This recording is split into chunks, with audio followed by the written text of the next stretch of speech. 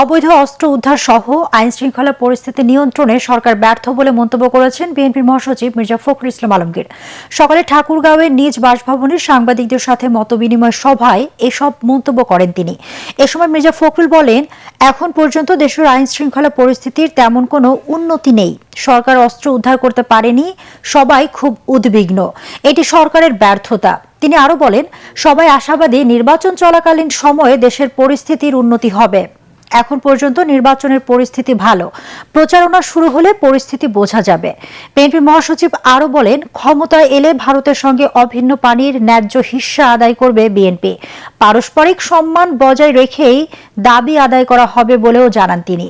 এ সময় জেলা বিএনপির সাধারণ সম্পাদক পয়গাম আলী সহ দলটির অঙ্গ সংগঠনের নেতাকর্মীরা উপস্থিত ছিলেন।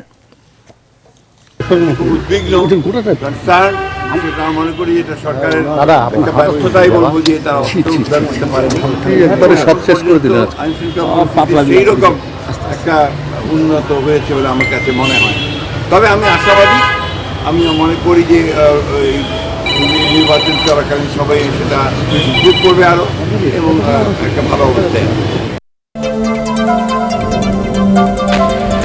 সুষ্ঠু নির্বাচনের সুযোগ হাতছাড়া হলে জাতিকে চরম মূল্য দিতে হবে বলে শঙ্কা জানিয়েছেন জামায়াতে ইসলামীর আমির ডাক্তার শফিকুর রহমান।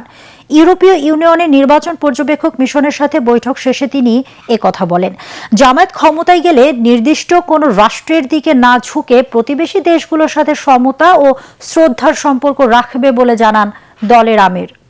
আমাদের ফরেন পলিসির ব্যাপারে, রিলেশনসের ব্যাপারে আমরা কোনো নির্দিষ্ট রাষ্ট্রের দিকে ঝুঁকতে চাই না। গণতান্ত্রিক রাষ্ট্র যেগুলো আছে সবার সাথেই আমাদের সম্পর্ক থাকবে, বন্ধুত্বের সম্পর্ক।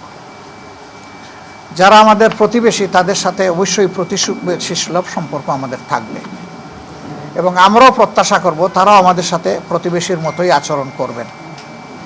সেই আচরণটা হবে পারস্পরিক শ্রদ্ধা এবং সমতার ভিত্তিতে।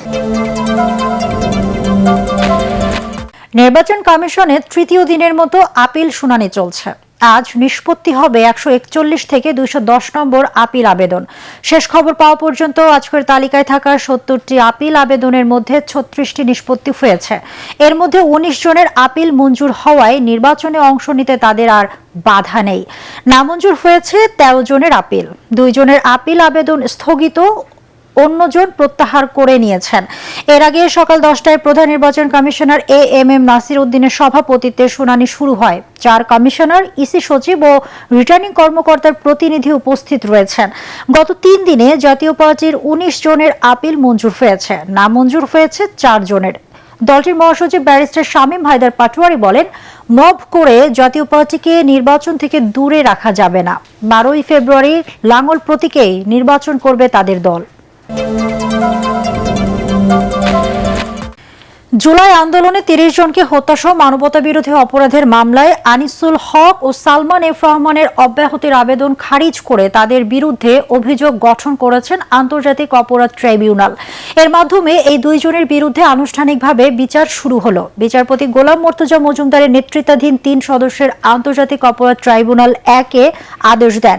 আগামী 10 ফেব্রুয়ারি সূচনা বক্তব্য উপস্থাপন ও সাক্ষ্য গ্রহণ শুরুর আদেশ দিয়েছেন আদালত। জুলাই আন্দোলন চলাকালে কারফিউ দিয়ে এবং ব্যবসায়ীদের নিয়ে বৈঠক করে হত্যাকাণ্ডে সহায়তা সহ আনিসুল হক ও সালমান এফ রহমানের বিরুদ্ধে 5টি অভিযোগ এনেছে প্রসিকিউশন। গত মঙ্গলবার অভিযোগ গঠন থেকে অব্যাহতি চেয়ে সালমান ও আনিসুলের পক্ষে শুনানি করেন জ্যেষ্ঠ আইনজীবী মুনসারুল হক চৌধুরী। আজ ট্রাইব্যুনাল অভিযোগ গঠনের আদেশের সময় আসামিরা নিজেদের নির্দোষ দাবি করে আদালতের কাছে ন্যায্য বিচার চান। তবে প্রসিকিউশনের দাবি, অভিযোগ গঠনের অকাট্য প্রমাণ রয়েছে। জুলাই হত্যাযজ্ঞের তথ্য আড়াল করতে এই 2 আসামির গুরুত্বপূর্ণ ভূমিকা ছিল।